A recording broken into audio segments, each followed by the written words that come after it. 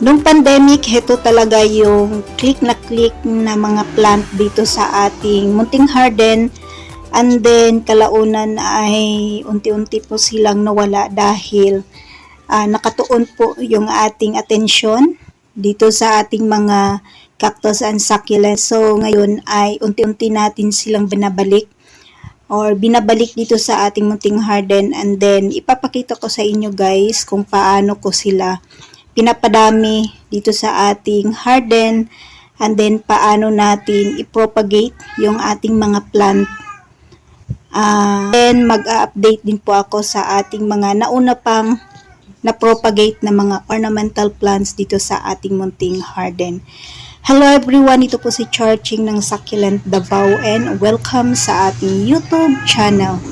And for today video, so mag-update ako guys. Ang ating plant, heto muna, uunahin natin yung ating napakagandang, siguro ano to siya, LB hybrid or yung ordinary lang po na LB. So, hindi ko sure yung exact ID ng ating plant. So, napakita ko na siya before sa inyo. So, sinabi ko na meron pang second batch na kailangan nating i-propagate dito sa ating napakagandang LB. So, heto yung natin, mother plant. So, heto yung na-propagate natin. And then, next ay yung kailangan nating i-propagate na second batch ng pops nitong ating napakagandang LB.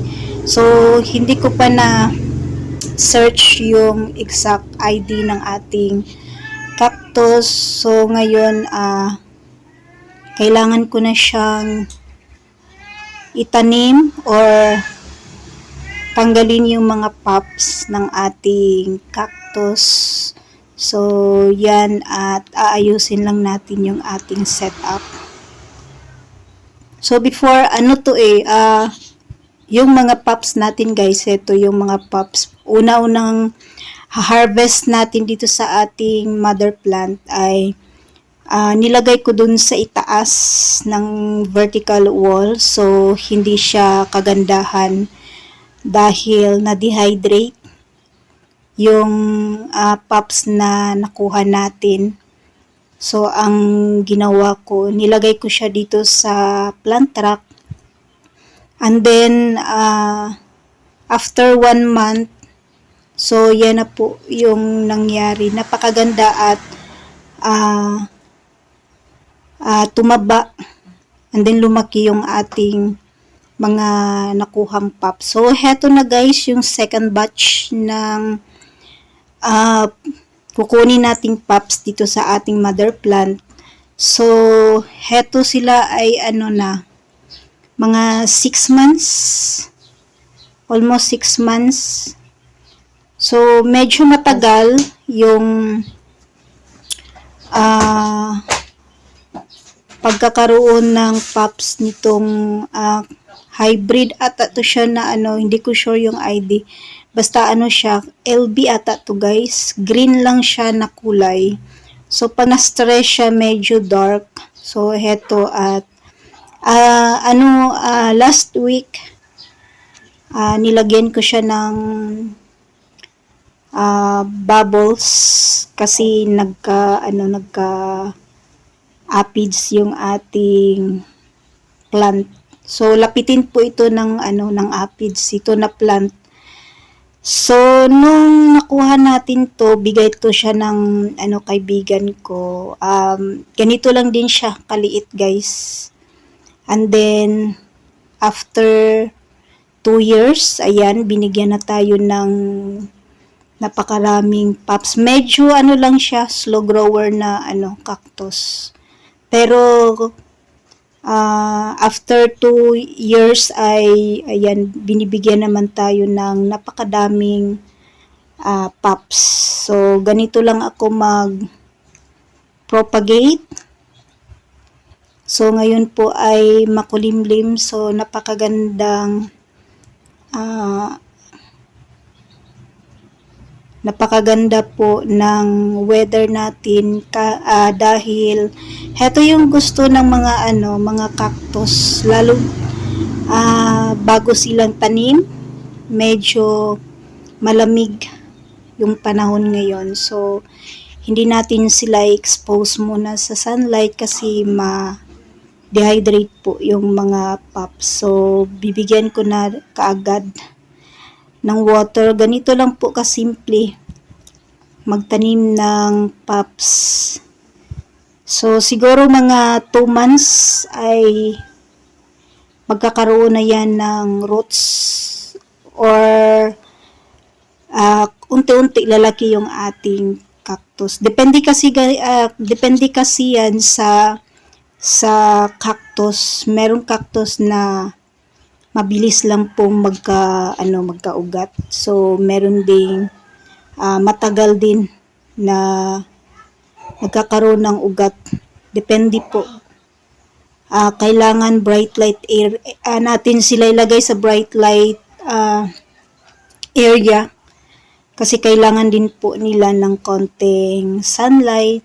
So wag lang pong direct sunlight para hindi po ma-dehydrate yung ating bagong tanim na mga pups. So yan guys, yung second batch nating na propagate na LB. So hindi pa natin sure yung ID. So heto yung first day nila. So ganyan na sila kalulusog before kasi medyo dehydrated konti. So nakasipsip sila konti ng water and then nilagay lang natin sila sa medyo malilim na area. So hindi po na-dehydrate yung ating plant. Medyo moist din po yung soil na ginamit natin dito sa ating cactus. And then ngayon guys ay mag-update po ako sa ating mga na-propagate na ornamental plants na pinapadami po natin ulit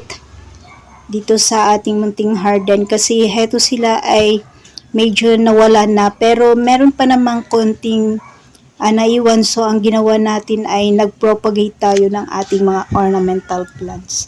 So nag-start ako ng pag-propagate 2 months ago. So heto yung first natin na propagation ng putos.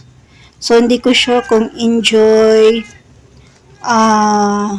Jaden Pearl yung nakuha natin na mga to siya yung mga nakakat na mga dahon. So ang ginawa ko, binabad ko muna sila sa water para magkaroon ng roots kasi hindi ako masyadong nabubuhayan ng mga ornamental plants na direkta agad na itanim sa lupa. So ganito yung ginagawa natin guys, binababad ko muna sila sa water and then pag meron na pong roots saka po natin tinatanim sa soil. So yung gamit natin na potting mix dito ay Rysal and then yung coco cubes and then konti lang po yung compost para hindi po root rot yung ating mga